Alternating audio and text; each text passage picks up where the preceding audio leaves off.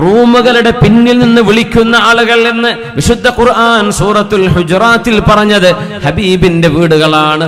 ഓരോ ഭാര്യമാരും താമസിച്ചത് ഓരോ റൂമുകളിലാണ്. ഒരു റൂമാണ് അവരുടെ വീട്. മുത്തുനബിയുടെ ആ വീടുകളെല്ലാം മസ്ജിദുൻ നബവിയുടെ എക്സ്പാൻഷൻ നടക്കുമ്പോ, മദീന പള്ളിയുടെ ആദ്യത്തെ ചരിത്രത്തിലെ ആദ്യത്തെ വികാസം നടക്കുമ്പോൾ, മദീനയിൽ ഏറ്റവും കൂടുതൽ കരച്ചിൽ നടന്ന കാലം മഹാനായ സഈദ് ഇബ്നുൽ മുസയ്യിബ് റളിയല്ലാഹു അൻഹു പറയുമായിരുന്നു, മാ റുഇയ യൗമുൻ കാന അക്സറ ബാകിയൻ മിൻ ദാലികൽ യൗം ഫിൽ മദീന. ഹബീബായ നബിയുടെ മദീനയിൽ അതിന്റെ മുമ്പൊരിക്കലും കണ്ടിട്ടില്ലാത്ത വിധം മദീനാവാസികൾ മുഴുവനും പൊട്ടിക്കരഞ്ഞ ഒരു ദിവസം വരാനുണ്ട്. ആ ദിവസം മറ്റൊന്നുമല്ല, അന്നത്തെ ഭരണാധികാരി, അമവി ഭരണാധികാരി വലീദ് ഇബ്നു അബ്ദുൽ മലിക് എന്ന് പറയുന്ന ഭരണാധികാരി ഹബീബായ നബി തങ്ങളുടെ ഭാര്യമാരും നബി തങ്ങളും താമസിച്ച കൊച്ചു കൊച്ചു വീടുകൾ പോലും പൊളിച്ചു മാറ്റിയ ദിവസമായിരുന്നു അത് പൊളിച്ചു മാറ്റിയിട്ട് മദീന പള്ളിയെ വികസിപ്പിക്കുകയാണ്. ഇസ്ലാമിക ചരിത്രത്തിലെ വികാസങ്ങളിൽ പ്രഥമമായ ആദ്യകാലങ്ങളിലെ ആദ്യത്തെ വികസനം നടന്നത് വലീദ് ഇബ്നു അബ്ദുൽ മലിക് എന്ന ഭരണാധികാരിയുടെ കാലം. മുത്തുനബിയുടെ കൊച്ചു കൊച്ചു വീടുകളെല്ലാം പൊളിച്ചു മാറ്റുമ്പോൾ മദീനക്കാർ കരഞ്ഞ പോലെ മുമ്പൊരിക്കലും മദീനയിൽ ആരും കരഞ്ഞിട്ടില്ല എന്ന് മഹാനായ സഈദ് ഇബ്നുൽ മുസയ്യിബ് റളിയല്ലാഹു അൻഹു വല്ലാഹി ലവദിതു സഈദ് റളിയല്ലാഹു അൻഹു പറയുകയാണ്, ഞാൻ കൊതിച്ചു പോകുന്നു, അന്നഹും തറകൂഹാ അലാ ഹാലിഹാ, ഹബീബിന്റെ ആ റൂമുകളൊന്നും പൊളിച്ചു മാറ്റാതെ അതങ്ങനെ തന്നെ നിലനിർത്തിയിരുന്നെങ്കിൽ എത്ര നന്നായിരുന്നേനെ എന്ന് ഞാൻ കൊതിച്ചു പോവുകയാണ്. മദീന, മദീനക്കാരത് കാണണം. ലോക രാജ്യങ്ങളിൽ നിന്ന് മദീന കാണാൻ വരുന്നവർ ഹബീബിന്റെ വീടൊന്ന് കാണണമായിരുന്നു. അത് കാണണമെങ്കിൽ അത് പൊളിക്കാതെ വലീദ് ഇബ്നു അബ്ദുൽ മലിക് ആ വീടുകൾ പൊളിക്കാതെ അങ്ങനെ തന്നെ വെച്ചിരുന്നെങ്കിലെന്ന് ഞങ്ങളെല്ലാം കൊതിച്ചുപോയി. എങ്കിൽ ലോകത്ത് വരുന്ന ആളുകൾക്ക് കാണാമായിരുന്നു മുത്തുനബി തങ്ങൾ പഠിപ്പിച്ച ഇസ്ലാം എന്തായിരുന്നു. മതത്തിന്റെ പേരിൽ സമ്പാദിച്ചവരല്ല ഹബീബുനാ റസൂലുള്ളാഹ് സ്വല്ലല്ലാഹു അലൈഹി വസല്ലം. ലോകങ്ങൾക്ക് സത്യം പറഞ്ഞു കൊടുത്തതിന്റെ പേരിൽ എന്തെങ്കിലും ഭൗതികമായ ആർഭാടം ഹബീബിനുണ്ടായിട്ടുണ്ടോ? സ്വല്ലല്ലാഹു അലൈഹി വസല്ലം. മഹാനായ ഹസനുൽ ബസ്രി റളിയല്ലാഹു അൻഹു ഈ ഹബീബിന്റെ വീട്ടിലല്ലേ ജനിച്ചു വളർന്നത്, അവിടെയല്ലേ വളർന്നത്. മഹാനായ ഹസൻ റളിയല്ലാഹു അൻഹു പറയുന്നു, ഞാനന്ന് കുട്ടിയാണ്, എന്റെ കൈ ഒന്ന് പൊക്കിയാൽ ഹബീബിന്റെ വീടിന്റെ റൂഫിൽ തട്ടുമായിരുന്നു, സീലിംഗിൽ തട്ടുമായിരുന്നു. നബിയുടെ റൂമിന് അത്രയേ ഉയരമുണ്ടായിരുന്നുള്ളൂ എന്ന് കൊച്ചുകുട്ടിയായിരുന്ന മഹാനായ ഹസനുൽ ബസ്രി റളിയല്ലാഹു അൻഹു ഹബീബിന്റെ വീട് എന്തിനാണ് പൊളിച്ചു കളഞ്ഞത് എന്ന് ഓർത്ത് കരയാത്തവരില്ലായിരുന്നു. മദീനയിൽ അന്ന് ഏറ്റവും കൂടുതൽ കരച്ചിൽ നടന്നത് ഹബീബിന്റെ വീടുകളൊക്കെ പൊളിച്ചു മാറ്റിയപ്പോഴാണ്.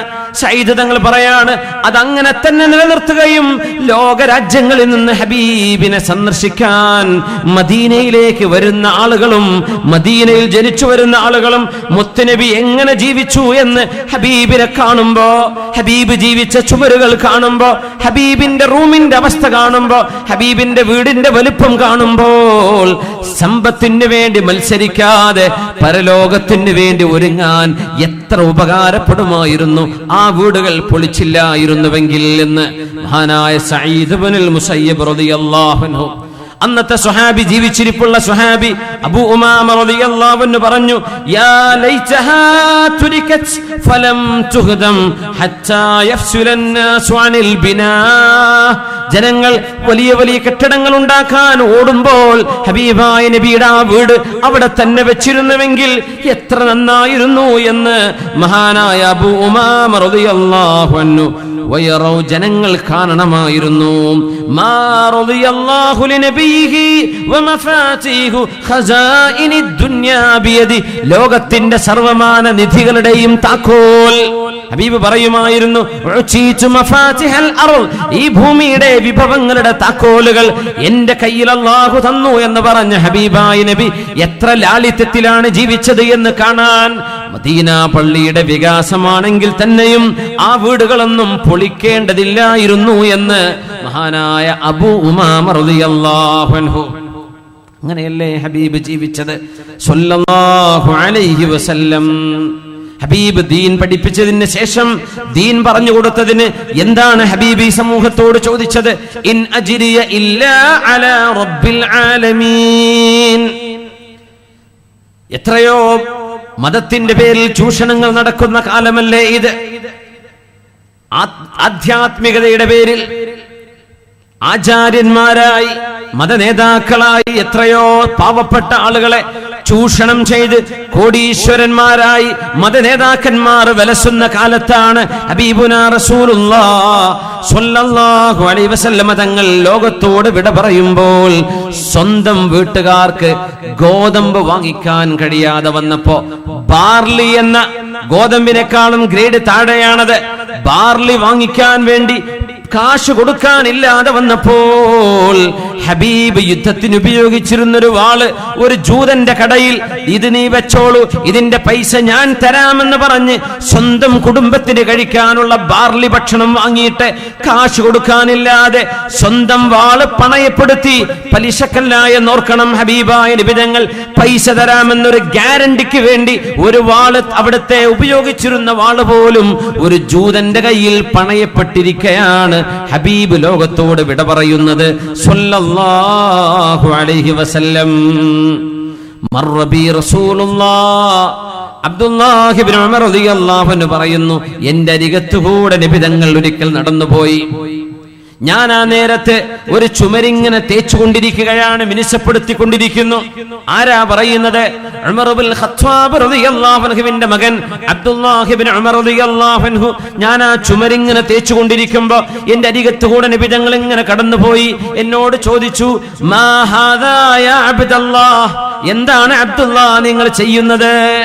ഞാൻ പറഞ്ഞു, നബിയേ, യാ റസൂലല്ലാഹ് ശൈഉൻ നുസ്ലിഹു, ഈ മതിൽ ഞാൻ നന്നാക്കുകയാണ് നബിയേ, ഈ മതിൽ ഞാൻ നന്നാക്കുകയാണ് നബിയേ എന്ന് പറഞ്ഞപ്പോ ലോകത്തിന്റെ ഗുരു എന്നോട് പറഞ്ഞു, അൽ അംറു അസ്റഉ മിൻ ദാലിക്. അബ്ദുല്ലാഹ്, കാര്യം ഗൗരവമാണ്, കാര്യം വളരെ പെട്ടെന്നായിരിക്കും സംഭവിക്കുന്നത്. അവമാ അറൽ അംറ ഇല്ലാ അഅജലു മിൻ ദാലിക്.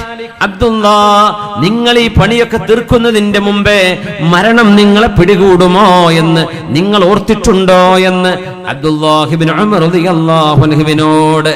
ആരായി പറയുന്നത്? കിസ്റ കൈസറിന്റെ ആളുകൾ, കിസ്റ കൈസറിന്റെ ആളുകൾ ഹബീബായ നബി തങ്ങളുടെ കാലഘട്ടത്തിൽ ആർഭാടങ്ങളിൽ ജീവിക്കുകയും കൊട്ടാരങ്ങൾ ഉണ്ടാക്കുകയും ചെയ്തപ്പോ മുത്തുനബി തങ്ങളല്ലയോ ഹബീബായ നബി തങ്ങളുടെ മുമ്പിൽ, ഹബീബായ നബി തങ്ങളുടെ മുമ്പിൽ, നബി തങ്ങളുടെ ജീവിതത്തിൽ അവിടുത്തെ വീട്ടിൽ അവിടുന്ന് ഉപയോഗിച്ച വസ്തുക്കളിൽ ലോകത്തൊരിടത്തും കാണാൻ കഴിയാത്ത ലാളിത്യം മഹാനായ ഫാറൂഖ് റളിയല്ലാഹു അൻഹുവിന്റെ കണ്ണുകൾ നനയിച്ചു കളഞ്ഞത്. ഫാറൂഖ് തങ്ങൾ പറഞ്ഞു, ഹബീബായ നബി തങ്ങൾ കിടന്നുറങ്ങുന്ന പായയിൽ, നബി തങ്ങളുടെ പൂമേനിയിൽ പായയുടെ അടയാളങ്ങൾ പതിഞ്ഞപ്പോൾ ഫാറൂഖ് തങ്ങൾ പറഞ്ഞ വാക്കുകൾ, സഫുവത്തുല്ലാഹി മിൻ ഖൽഖി, സഫുവത്തുല്ലാഹി മിൻ ഖൽഖി വഖിയറതുഹു അൻത ഫീമാ അറാ. നബിയേ, അല്ലാഹുവിന്റെ സൃഷ്ടികളിൽ ശ്രേഷ്ഠരായവരെ, അല്ലാഹുവിന് ഏറ്റവും ഇഷ്ടമായവരെ നബിയേ, അങ്ങയെ ഞാൻ കാണുന്നത് ഇങ്ങനെയോ? വഫാരിസു വറൂം യഅബസാനി ബിദ്ദുനിയാ വഹും ലാ യഅബദൂന അല്ലാഹ്. അല്ലാഹുവിനെ ഒട്ടുമേ ആരാധിക്കാത്ത റോമക്കാരും പേർഷ്യക്കാരും ഈ ലോകത്തെ സമ്പത്ത് കൊണ്ട് തട്ടിക്കളിക്കുമ്പോ, നബിയേ, നിങ്ങൾ ഈ ഉണക്കപ്പായയിൽ കിടക്കുകയാണോ നബിയേ? അങ്ങയുടെ ശരീരത്തിൽ പോലും പായയുടെ അടയാളങ്ങൾ കാണുന്നു. ഉദുല്ലാഹ ഫൽയുവസ്സി അലാ ഉമ്മതിക യാ റസൂലല്ലാഹ്. നബിയേ, ഒന്ന് ദുആ ചെയ്യുമോ? അല്ലാഹു ഈ ഉമ്മത്തിന് അവന്റെ അനുഗ്രഹങ്ങളുടെ കവാടങ്ങൾ തുറന്നു കൊടുക്കാൻ ഒന്ന് ദുആ ചെയ്യുമോ നബിയേ? എന്തൊരു കഷ്ടപ്പാടാണ് നബിയേ, അങ്ങേക്കിത് വേണോ? അങ്ങയല്ലയോ അല്ലാഹുവിന്റെ ഇഷ്ടപ്പെട്ടവർ, അങ്ങല്ലയോ അല്ലാഹുവിന്റെ ഇഷ്ടപ്പെട്ട നബി, അങ്ങല്ലയോ പ്രവാചകന്മാരിൽ ഏറ്റവും ശ്രേഷ്ഠരായവർ, അങ്ങിങ്ങനെ കഷ്ടപ്പെടുകയാണോ എന്ന് ഞാൻ ചോദിച്ചപ്പോൾ ഹബീബിന്റെ മുഖം ചുമന്നു. ഹബീബ് ദേഷ്യം പിടിച്ചു, എന്നോട് ചോദിച്ചു, അവ ഫീ ശക്കിൻ അൻത ഇബ്നുൽ ഖത്താബ്, ഖത്താബിന്റെ മകനെ, നിങ്ങൾക്ക് സംശയമാണോ? അവ ഫീ ശക്കിൻ അൻത ഇബ്നുൽ ഖത്താബ്, നിനക്ക് എന്ത് സംശയം ഉമറേ? ഉലൈക ഖൗമുൻ ഉജ്ജിലത് ലഹും ത്വയ്യിബാതുഹും ഫിൽ ഹയാത്തിദ് ദുനിയാ. ഉമറേ, റോമക്കാർക്കും പേർഷ്യക്കാർക്കും അല്ലാഹുവിനെ ആരാധിക്കാതെ ജീവിക്കുന്ന ആളുകൾക്ക് അവൻ കൊടുക്കുന്ന അനുഗ്രഹങ്ങളെല്ലാം നാളെ പരലോകത്ത് ഒന്നുമേ കൊടുക്കാതെ എല്ലാം ഇവിടെ കൊടുക്കുകയും അമാ തർളാ അൻ തകൂന ലഹുമുദ് ദുനിയാ വലനൽ ആഖിറ. ഉമറേ, ഇവർക്കൊക്കെ ഈ ലോകവും നമുക്ക് പരലോകവും അല്ലാഹു നൽകുകയാണെങ്കിൽ അത് പോരെ ഉമറേ? അവർക്ക് ഈ ലോകമുണ്ട്, നമുക്ക് പരലോകമാണ്. നമുക്ക് അല്ലാഹു ആഖിറത്തിലെ സ്വർഗം നൽകുകയാണെങ്കിൽ ഈ കഷ്ടപ്പാടുകൾ സഹിക്കാവുന്നതല്ലേ ഉള്ളൂ എന്ന് മുത്തുനബി എന്നോട് പറഞ്ഞപ്പോ കണ്ണുനീർ തുടച്ചുകൊണ്ട് ഞാൻ പറഞ്ഞു, ബലാ യാ റസൂലല്ലാഹ്, മതി നബിയേ, നമുക്ക് പരലോകം മതി. ഈ ലോകത്തെ കഷ്ടപ്പാടുകൾ സഹിക്കാം നബിയേ, നാളെ പരലോകത്ത് നമുക്ക് കഷ്ടപ്പാട് വേണ്ട. എങ്കിലും ഫഹ്മദില്ലാഹ യാ ഉമർ, അൽഹംദുലില്ലാഹ് എന്ന് പറയൂ ഉമറേ. ഉണക്കപ്പായിൽ കിടക്കാനെങ്കിലും നമുക്ക് ഭാഗ്യമുണ്ടായില്ലേ? ഖുൽതു അൽഹംദുലില്ലാഹ്, അന്നേരം ഞാൻ അൽഹംദുലില്ലാഹ് എന്ന് പറഞ്ഞു എന്ന് മഹാനായ ഉമർ ഇബ്നുൽ ഖത്താബ് റളിയല്ലാഹു അൻഹു, മഹാനായ ഫാറൂഖ് റളിയല്ലാഹു അൻഹു ഹബീബായ നബിയുടെ ആ ജീവിത രീതി കണ്ട് കരഞ്ഞിരിക്കുകയാണ്. ബൽ അജൂഉ യൗമൻ വഅശ്ബഉ യൗമാ, എത്രയോ കാലം ഭക്ഷണമില്ലാതെ ജീവിച്ചു നബി തങ്ങൾ സ്വല്ലല്ലാഹു അലൈഹി വസല്ലം. വയറ് നിറച്ച് ഭക്ഷണം കഴിച്ച ദിവസം പോലും ഉണ്ടായില്ലല്ലോ. മുത്തുനബി തങ്ങളുടെ ഈ ജീവിതം നമ്മൾ റബീഉൽ അവ്വലിൽ ഒന്ന് ഓർത്തു നോക്കുക. നമ്മൾ എത്രയാണ് ധൂർത്ത് കാണിക്കുന്നത്, ഭക്ഷണം കൊണ്ട് എത്രയാണ് നമ്മൾ നശിപ്പിച്ചു കളയുന്നത്. പട്ടിണി പാവങ്ങൾ നമുക്ക് ചുറ്റുമുണ്ടായിരിക്കെ എത്രയാണ് നമ്മൾ ആർഭാടത്തിന്റെ പേര് പറഞ്ഞ് ഭക്ഷണം നശിപ്പിച്ചു കളഞ്ഞുകൊണ്ടിരിക്കുന്നത്. മുത്തുനബി ഇത് പൊറുക്കുമോ സ്വല്ലല്ലാഹു അലൈഹി വസല്ലം? ഉർവ റളിയല്ലാഹു അൻഹുവിനോട് ആയിഷ ബീവി റളിയല്ലാഹു അൻഹ പറയുന്ന വാക്കുകൾ ഇമാം ബുഖാരി തങ്ങൾ സ്വഹീഹിൽ ഉദ്ധരിച്ചിട്ടുണ്ട്. ആയിഷ ബീവി പറഞ്ഞു, യബ്ന ഉഖ്തി, എന്റെ സഹോദരി പുത്ര ഉർവ, നിങ്ങൾക്കറിയുമോ ഒരു മാസക്കലയെ നമ്മൾ കാത്തിരിക്കും, അടുത്ത മാസക്കലയും കഴിഞ്ഞ് അടുത്തത് വരും, 3 മാസക്കല ഞങ്ങൾ കാണും.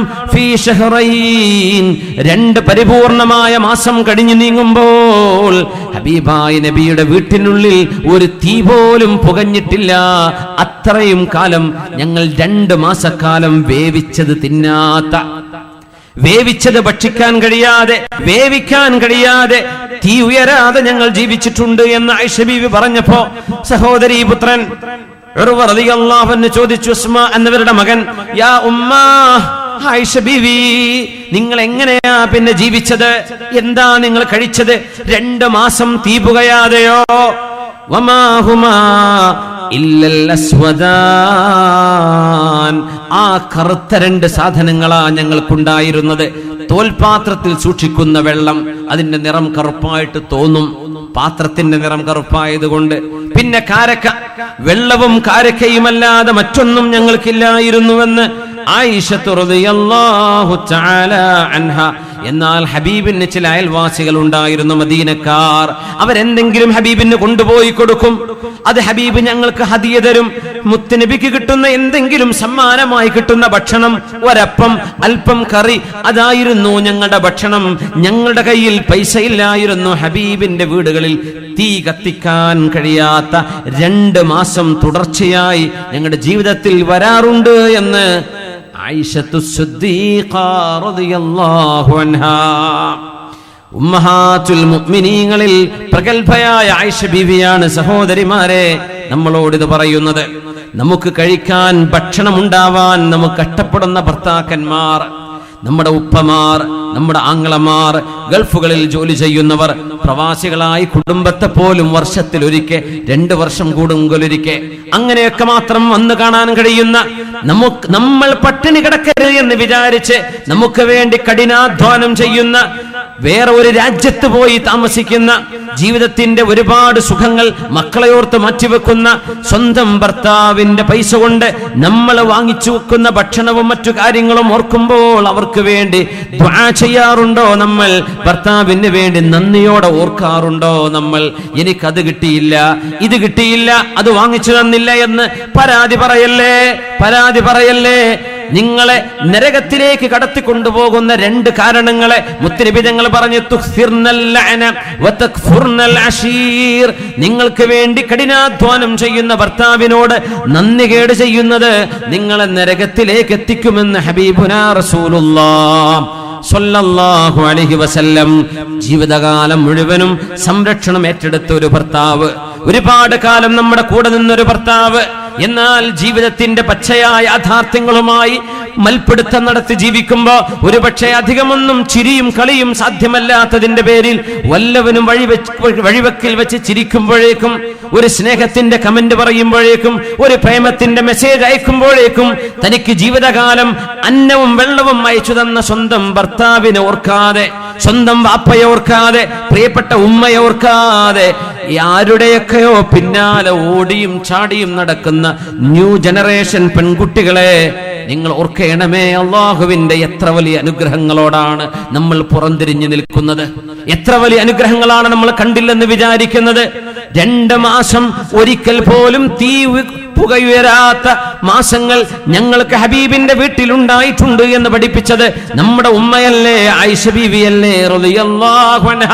ബീവി തന്നെ പറയട്ടെ, അൻസ്വാരിയായ ഒരു പെണ്ണ്, മദീനക്കാരിയായ ഒരു പെണ്ണ് എന്റെ വീട്ടിലേക്ക് വന്നു, ഹബീബിന്റെ വീട്ടിലേക്ക് വന്നു.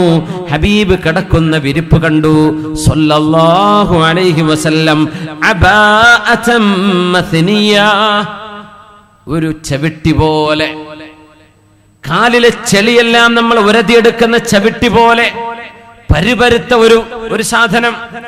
അതാണ് ഹബീബിന്റെ വിരിപ്പ്. അതിൽ കിടന്നുറങ്ങിയാൽ ഉറക്കം വരില്ല.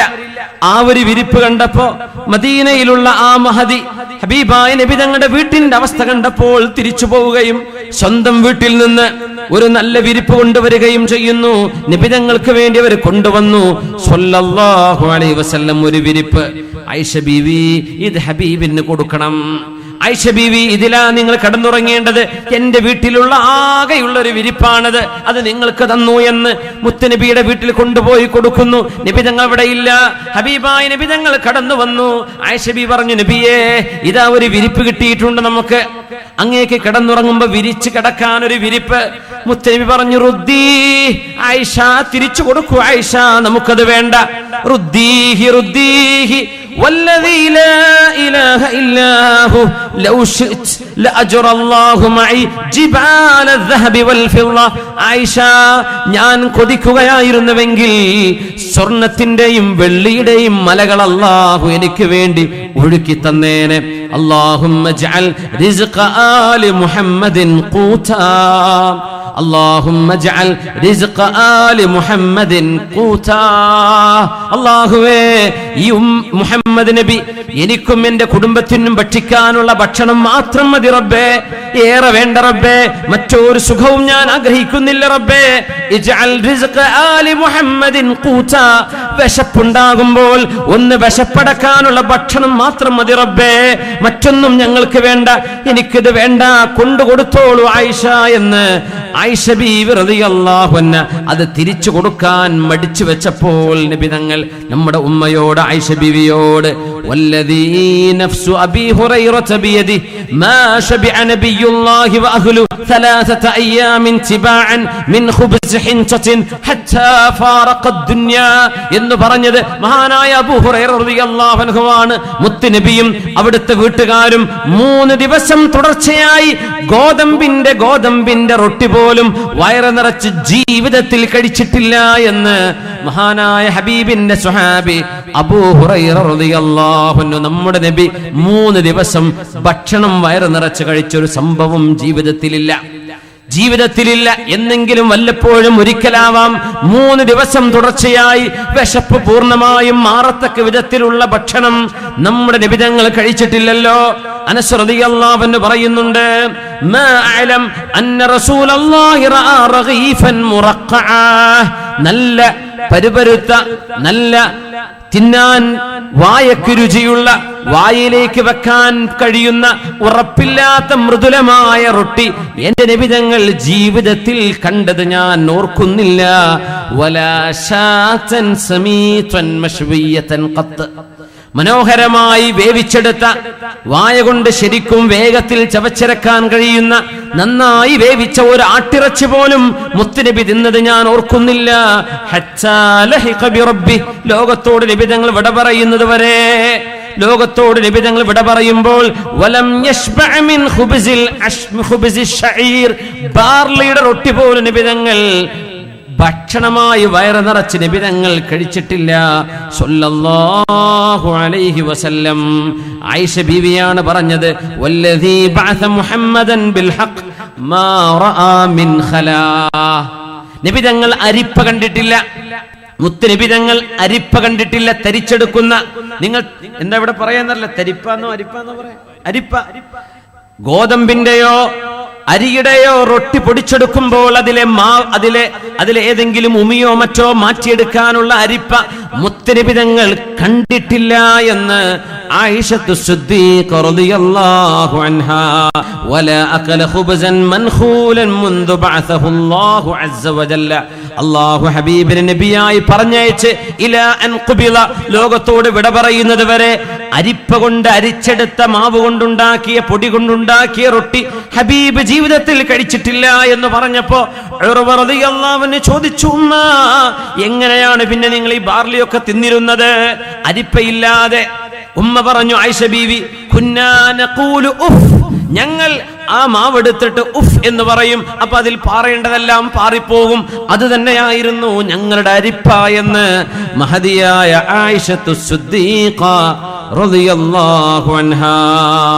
റഅയ്തു റസൂലല്ലാഹ് സ്വല്ലല്ലാഹു അലൈഹി വസല്ലം, ഹബീബിനെ കണ്ട ഒരു അനുഭവം ഉമറുൽ ഫാറൂഖ് റളിയല്ലാഹു അൻഹു പറയട്ടെ. ഹബീബിനെ മനം നിറയെ കാണാനും കേൾക്കാനും അറിയാനുമുള്ള മാസമല്ലേ ഇത്? ഹബീബിന്റെ ജീവിതത്തിന്റെ ഈ ഒരു ഭാഗം നമ്മൾ അറിയണ്ടയോ? അധികം ചർച്ച ചെയ്യപ്പെടാത്ത ഹബീബിന്റെ ജീവിതത്തിന്റെ കഷ്ടപ്പാടുകൾ, ഇങ്ങനെ കഷ്ടപ്പാട് സഹിച്ചുകൊണ്ടാണ് നമ്മെ ഹബീബ് വളർത്തിയെടുത്തത്. അങ്ങനെ പടുത്തുയർത്തിയ ദീനാണിത്. അങ്ങനെ ഹബീബ് ഉയർത്തിക്കൊണ്ടുവന്ന ഉമ്മത്തികളാണ് നമ്മൾ അതിന് നന്ദി ചെയ്യുന്നവരാണോ? നമ്മൾ ശുക്ർ ചെയ്യുന്നുണ്ടോ? ലഇൻ ശകർതും ലഅസീദന്നകും വലഇൻ കഫർതും ഫഇന്ന അദാബി ലശദീദ്. നിങ്ങൾ നന്ദി ചെയ്യുകയാണെങ്കിൽ നിങ്ങൾക്ക് ഞാൻ വർദ്ധിപ്പിച്ചു തരും. നിങ്ങൾ നന്ദി കേട് ചെയ്താലോ എന്റെ ശിക്ഷ കഠോരമാണ് എന്ന് അള്ളാഹു പറയുന്ന ആയത്തുകളിലൂടെ ഒന്ന് ചിന്തിക്കുവാനും നമ്മളെ പറ്റി ആലോചിക്കാനും, നമ്മുടെ ഉപ്പമാരും ഉമ്മമാരും ജീവിച്ച ഈ കാലഘട്ടത്തിന്റെ ഒരു 20-25-30 കൊല്ലം മുമ്പ് നമ്മുടെ ഈ കൊയ്തേരി പ്രദേശം നമ്മുടെ നാദാപുരം, പാറക്കടവ് പരിസര പ്രദേശങ്ങൾ എന്തായിരുന്നു നമ്മുടെ നാടെന്ന് ഒരു വേള ചിന്തിച്ചു നോക്കാനുള്ള ഒരു നല്ല അവസരം ഹബീബിന്റെ കാലഘട്ടം നമ്മളൊന്ന് താരതമ്യം ചെയ്തു നോക്കുക. മഹാനായ ഉമറുൽ ഫാറൂഖ് റളിയല്ലാഹു അൻഹു പറയുന്നു, ലഖദ് റഅയ്തു റസൂലല്ലാഹ്, ഞാൻ ഹബീബിനെ കണ്ടു ഒരു ദിവസം. യദല്ലുൽ യൗമ യൽതവി മിൻ ശിദ്ദത്തിൽ ജൂഅ്, കഠിനമായ വിശപ്പ് കൊണ്ട് വയറ് മുറുക്കി പിടിച്ച് മടക്കി പിടിച്ച് നബിതങ്ങൾക്ക്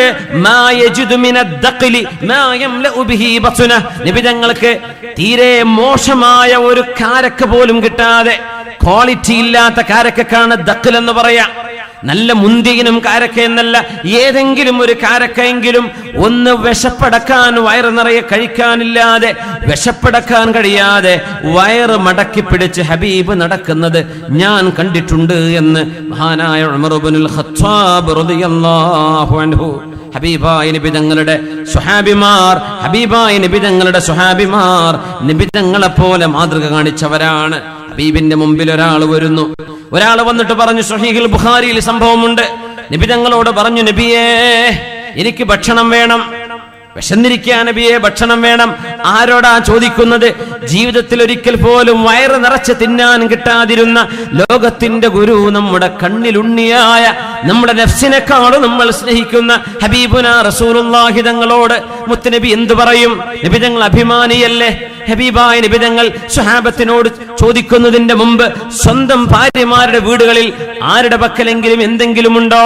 അവരൊക്കെ പറഞ്ഞു, നബിയേ ഒന്നുമില്ല നബിയേ, വല്ലാഹി മാ മഅനാ ഇല്ലൽ മാ, വെള്ളമല്ലാതെ ഞങ്ങളുടെ കയ്യിൽ ഇല്ല നബിയേ, മറ്റൊന്നുമില്ല, പച്ചവെള്ളമല്ലാതെ. ഹബീബിന്റെ വീടാണിത്, ഹബീബിന്റെ കൂടെ ജീവിച്ച ഭാര്യമാരാണിത്. ലോകത്തെ ഏറ്റവും സന്തുഷ്ടമായ വീട്, ലോകത്തെ ഏറ്റവും മാതൃകയായിരുന്ന വീട്. അവിടെ എന്താ ഉള്ളത്? കാരക്കയല്ലാതെ. അവിടുത്തെ ഉമ്മമാർ പരാതി പറഞ്ഞോ? ഹബീബായ നബി തങ്ങളെ പഴിചാരിയോ? ഹബീബായ നബിയെ വേദനിപ്പിച്ചോ? ഹബീബായ നബി തങ്ങളുടെ ഭാര്യമാർ പറഞ്ഞു, നബിയെ, വെള്ളമല്ലാതെ മറ്റൊന്നും ഞങ്ങളുടെ കയ്യിലില്ല. അപ്പോഴാ നബി ചോദിച്ചത്, ആരാണ് ഈ മനുഷ്യനെ അതിഥിയായി ഒന്ന് കൊണ്ടുപോവുക സ്വന്തം വീട്ടിലേക്ക്? എന്തെങ്കിലും ഭക്ഷണം കൊടുക്കാൻ ആർക്ക് കഴിയും? അൻസ്വാരിയായ സ്വഹാബി, അനയാ റസൂലല്ലാഹ്, ഞാൻ കൊണ്ടുപോകാം നബിയെ, അങ്ങയുടെ അതിഥിയല്ലേ, ഞാൻ കൊണ്ടുപോകാം. വീട്ടിലേക്ക് കൊണ്ടുപോകുന്നു. ഭാര്യയോട് ചോദിച്ചു, അല്ല, നമുക്കൊരു അതിഥിയുണ്ട്. ആരാ? നബിയുടെ അതിഥിയാണ്, ഹബീബിന്റെ അതിഥിയാണ്. അക്രിമി ളൈഫ റസൂലില്ലാഹ്, അല്ലാഹുവിന്റെ റസൂലിന്റെ അതിഥിയെ നീ ബഹുമാനിച്ചേക്കണം. എന്തെങ്കിലും ഭക്ഷണമുണ്ടോ? നമ്മുടെ കുഞ്ഞുങ്ങൾക്ക് കൊടുക്കാനുള്ള ഭക്ഷണമുണ്ട്. അവര് കിടന്നുറങ്ങാൻ പോകും മുമ്പ് കൊടുക്കാനുള്ള ഭക്ഷണം. വേറൊന്നുമില്ല. എനിക്കുമില്ല, നിങ്ങൾക്കും ഇന്ന് ഭക്ഷണമില്ല. നമ്മുടെ മക്കൾക്ക് ഇച്ചിരി ഭക്ഷണമുണ്ട്. മോളെ, പെണ്ണെ, ഭാര്യയോട് പറയുന്നു, അള്ളാഹുവിന്റെ റസൂലിന്റെ അതിഥി നമ്മുടെ മക്കളെക്കാളും വലുതല്ലേ? എന്നെക്കാളും നിന്നെക്കാളും വലുതാണ്. അതുകൊണ്ട് കുട്ടികൾക്ക് ഇന്ന് ഭക്ഷണമില്ല. അവരെ എന്തെങ്കിലും പറഞ്ഞ് ഉറക്കിയേക്കണം. നമ്മുടെ ഹബീബിന്റെ അതിഥിക്ക് നമുക്ക് വയറ് നിറച്ചു ഭക്ഷണം കൊടുക്കണം. എന്താണ് ആ ഭക്ഷണം? കുഞ്ഞുങ്ങൾക്ക് മാറ്റിവെച്ച ഭക്ഷണം. അതിന് നമുക്കൊരു ട്രിക്ക് ചെയ്യാം, ഒരു ഐഡിയ ചെയ്യണം. നമ്മുടെ അതിഥി വന്ന് ഭക്ഷണം കഴിക്കാനിരിക്കുമ്പോ, ഞാനും അതിഥിയും ഭക്ഷണത്തിന്റെ മുമ്പിലിരിക്കുമ്പോ, നീ ആ വിളക്ക് നന്നാക്കാനെന്ന ഭാവേന വിളക്കിന്റെ അരികത്ത് വന്ന് 4 തിരിയും, ഒന്ന് ഇളക്കലും, അങ്ങനെ വിളക്ക് കെട്ടുപോവണം. അങ്ങനെ ഇരുട്ടത്ത് ഞാനിങ്ങനെ ആംഗ്യം കാണിച്ചോളാം, ഒന്നും തിന്നൂല, വയറ് നിറയെ അതിഥി തിന്നണം, ഞാൻ തിന്നില്ല. നമ്മുടെ അതിഥി നമ്മൾ തിന്നാത്തത് അറിയരുത്, അദ്ദേഹത്തിന് വിഷമം തോന്നരുത്. ഹബീബിന്റെ അതിഥിയല്ലേ. ആ പെണ്ണ് പറഞ്ഞ വാക്കെന്തറിയുമോ? ഹബീബിന്റെ സ്വഹാബിയത്ത് പറഞ്ഞ വാക്ക്, മാ അഹദുൻ അക്റമ അദ്യാഫൻ മിന്നാ, അല്ലാഹുവിനെ തന്നെയല്ലയോ സത്യം, നമ്മളെക്കാളും ഏറ്റവും ഭാഗ്യം കിട്ടിയവർ ആരുണ്ട്? ഹബീബിന്റെ അതിഥിയെ സൽക്കരിക്കാൻ ഭാഗ്യം കിട്ടിയവരല്ലേ നമ്മൾ? ഹബീബിന്റെ അതിഥിയെ സൽക്കരിക്കാൻ അന്ന് രാത്രി ഭക്ഷണം എടുത്തു വെച്ചു. വിളക്ക് നന്നാക്കാനുള്ള ഭാവേന ആ പെണ്ണ് വരുന്നു, മഹദി വരുന്നു, വിളക്കണഞ്ഞു പോകുന്നു. അത് അണച്ചതാണ്. എന്നിട്ട് ഈ സ്വഹാബിയും തന്റെ മുമ്പിലിരിക്കുന്ന ഹബീബിന്റെ അതിഥിയും ഇരുട്ടത്ത് നിന്ന്, രാത്രിയാണ്, ഇരുട്ടിൽ അവർ ഭക്ഷണം കഴിക്കുന്നു. സ്വഹാബി കൈകൊണ്ട് ആംഗ്യം കാണിക്കുന്നു, വായിലേക്ക് ഒന്നും എടുത്തിട്ടില്ല. ഭക്ഷണം മുഴുവനും അതിഥി കഴിച്ചു. ഹബീബായ നബി തങ്ങൾ ഏൽപ്പിച്ച ഉത്തരവാദിത്തമല്ലേ? ആരാരും അറിയാതെ ഇരുട്ടിന്റെ മറവിൽ നടന്ന ഈ സംഭവം, 7 ആകാശത്തിനപ്പുറം, അള്ളാഹുവിന്റെ ഖൽഖിനപ്പുറം, സൃഷ്ടിലോകത്തിനപ്പുറം കിടക്കുന്ന അള്ളാഹു ജല്ല ജലാലു അത് കണ്ടു. ഹബീബായ നബിയോടത് പറഞ്ഞു കൊടുക്കുന്നു. മുത്തുനബിക്ക് വഹി വരുന്നു, ജിബ്രീൽ അലൈഹിസ്സലാം, ലഖദ് ളഹിഖല്ലാഹുൽ ലൈല മിൻ സുനീഇകുമാ വഅജബ മിൻ ഫിആലികുമാ, നിങ്ങൾ രണ്ടുപേരും ഇന്നലെ രാത്രി ചെയ്തത് അല്ലാഹുവിന് ഇഷ്ടമായി കേട്ടോ. വിശുദ്ധ ഖുർആൻ ആയത്തിറങ്ങുന്നു, വയൂസിറൂന അലാ അൻഫുസിഹിം വലൗ കാന ബിഹിം ഖസാസ വമൻ യൂഖ ശുഹ നഫ്സിഹി ഫഉലൈക ഹുമുൽ മുഫ്ലിഹൂൻ. തങ്ങൾക്ക് ആവശ്യമുള്ള ഭക്ഷണമാണെങ്കിൽ തന്നെയും തങ്ങളെക്കാൾ അതർഹൻ മറ്റുള്ളവരാണെന്ന് വിചാരിച്ച് തനിക്കാവശ്യമുള്ള ഭക്ഷണം മറ്റുള്ളവർക്ക് വേണ്ടി കൊടുക്കുന്ന എന്റെ ഹബീബിന്റെ സ്വഹാബികളെ എന്ന് പരിശുദ്ധമായ ഖുർആൻ ഹബീബിന്റെ അനുയായികളെ വിളിക്കുകയാണ് സല്ലല്ലാഹു അലൈഹി വസല്ലം. സൂറത്തുൽ ഹശ്റിൽ അല്ലാഹു വയൂസിറൂന അലാ അൻഫുസിഹിം വലൗ കാന ബിഹിം ഖസാസ. എവിടെന്നാണ് ഈ ത്യാഗം പഠിച്ചത്? ഹബീബായ നബി തങ്ങളല്ലേ പഠിപ്പിക്കുന്നത്? അന്നഈം ലാ യുദ്റകു ബിന്നഈം. അല്ലാഹുവിന്റെ സ്വർഗ്ഗം കിട്ടണമെങ്കിൽ സുഖലോലുപതയിൽ സാധ്യമല്ല, ത്യാഗം ചെയ്താലല്ലാതെ കഴിയില്ല, അല്ലാഹുവിന് വേണ്ടി സമർപ്പണം ചെയ്താലല്ലാതെ സ്വർഗ്ഗലോകം കിട്ടുകയില്ല. അലാ ഇന്ന സിൽഅത്തല്ലാഹി ഗാലിയ. അല്ലാഹുവിന്റെ ചരക്ക് വിലപിടിപ്പുള്ളതാണ്. അലാ ഇന്ന സിൽഅത്തല്ലാഹി ഗാലിയ. അറിയണേ, അല്ലാഹുവിന്റെ ചരക്ക് വിലപിടിപ്പുള്ളതാണ്. അലാ അറിയണേ, ഇന്ന സിൽഅത്തല്ലാഹിൽ ജന്ന. അല്ലാഹുവിന്റെ ചരക്ക് സ്വർഗ്ഗത്തിൽ കുറഞ്ഞ മറ്റൊന്നുമല്ല. അതിന് ത്യാഗം ചെയ്യണമെന്ന് ഹബീബുനാ റസൂലുള്ളാഹി സ്വല്ലല്ലാഹു അലൈഹി വസല്ലം